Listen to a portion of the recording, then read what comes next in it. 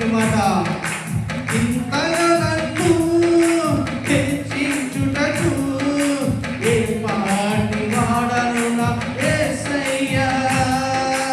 ఇంతగా నన్ను హెచ్చించుటకు ఏ పాటి వాడను నా యేసయ్యా.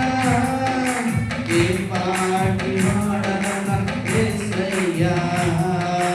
ఏ పాటి వాడను నా యేసయ్యా. పరిశుద్ధులకు వందనాలు. మనల్ని మిక్కులుగా ప్రేమించిన మా యేసయ్య, మీ శ్రేష్ఠనాన్ని బట్టి మీకు వందనాలు. అర్హత లేకుండా మమ్మల్ని ప్రేమించావయ్యా. మేము అర్హత లేదు అయినా మమ్మల్ని ప్రేమించావయ్యా. యోగ్యత లేని మమ్మల్ని మీరు హెచ్చించావయ్యా.